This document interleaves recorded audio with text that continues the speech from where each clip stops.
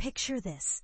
President Trump is juggling three massive economic goals that sound great on paper, but in reality, they're clashing like a bad game of Jenga.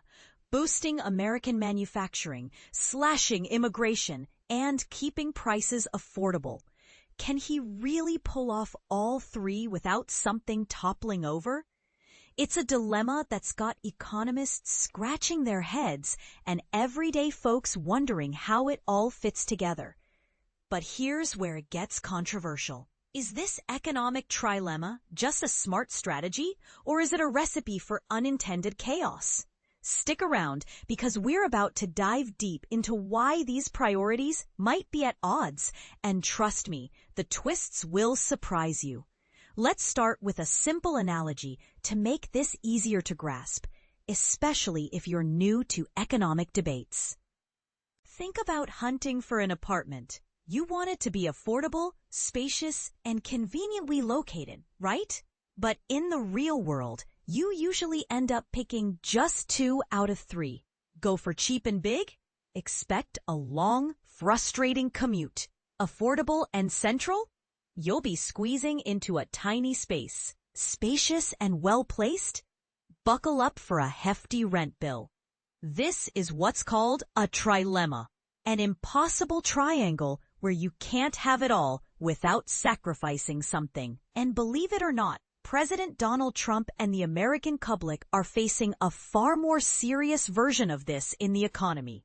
Trump's vision includes ramping up U.S. manufacturing to bring jobs back home, tightening immigration controls to protect American workers, and ensuring prices stay low so consumers aren't hit in the wallet.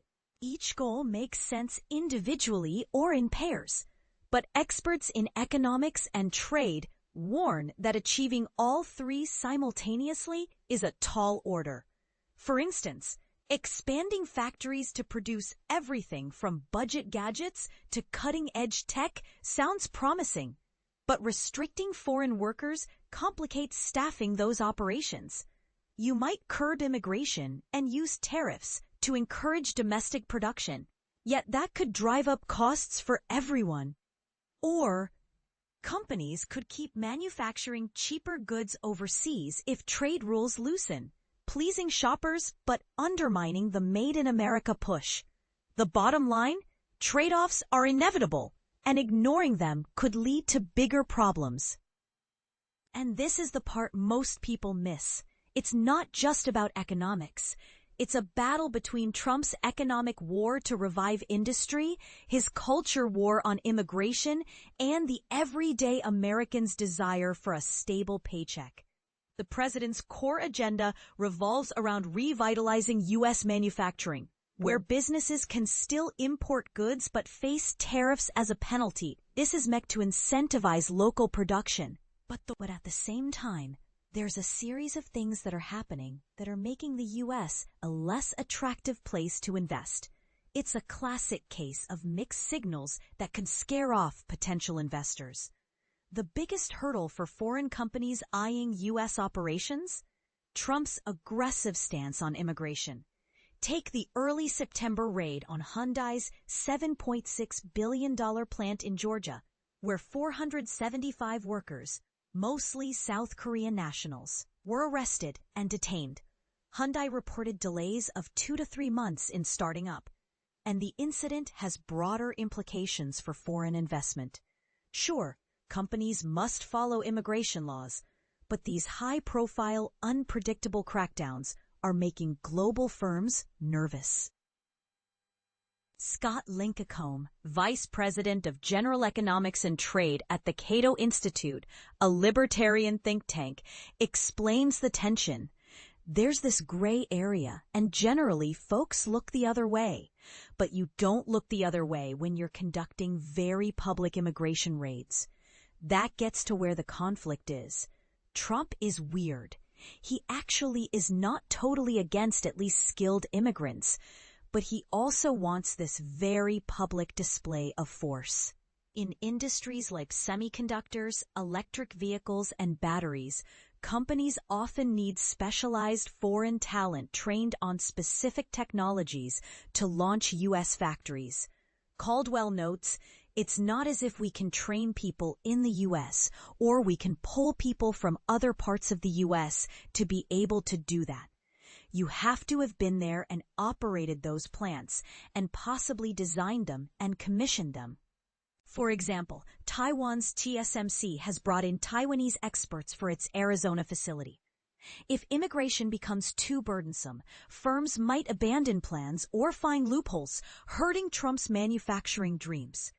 More recently, the White House added fuel to the fire with an executive order imposing a $100,000 fee on H-1B visas, which allow high-skilled foreign workers to come temporarily. Companies panicked initially, rushing employees back to the U.S., though the administration clarified it applies only to new applications. The goal is to curb abuses and boost American wages. But studies suggest such limits could push high-value roles like many new manufacturing and construction jobs rely heavily on immigrants, and sudden restrictions might leave positions unfilled.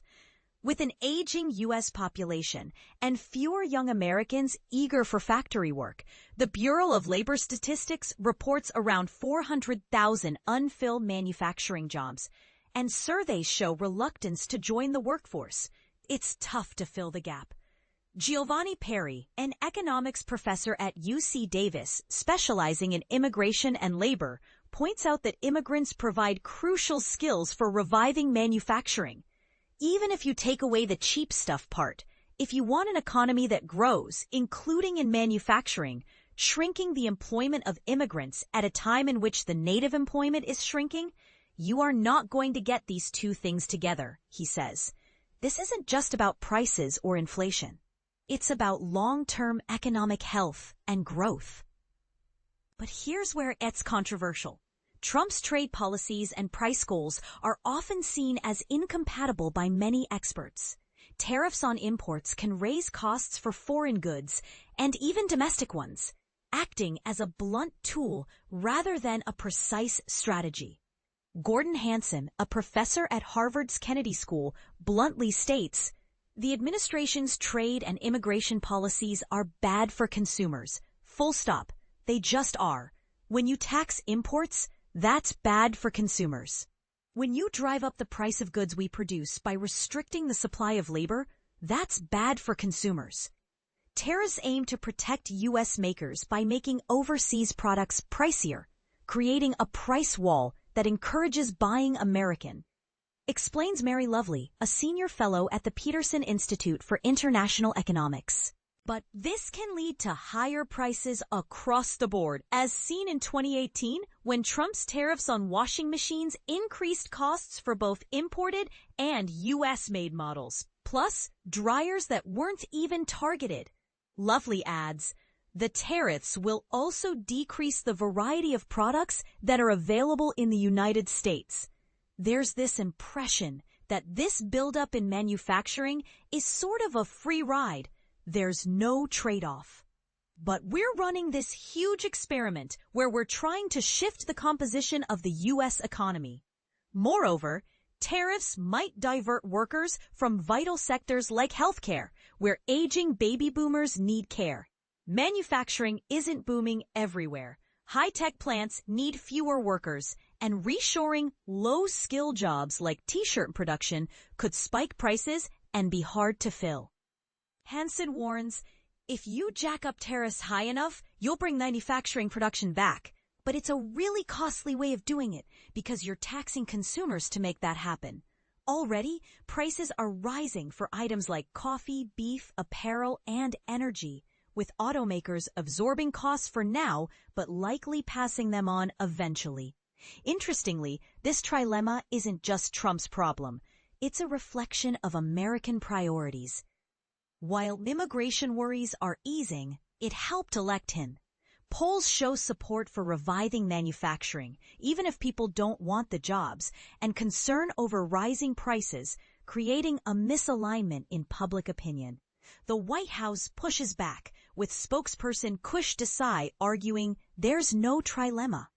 In the 2 decades after World War II, American industry and working-class living standards blossomed despite relatively low rates of immigration. China, Japan, South Korea, and Taiwan similarly used tariffs over the past few decades to develop their manufacturing bases and massively raise living standards, all without letting tens of millions of unvetted migrants pour over their borders. President Trump's America First agenda has tamed inflation, sealed our border, and secured trillions in historic investment commitments to lay the groundwork for a resurgence of American greatness.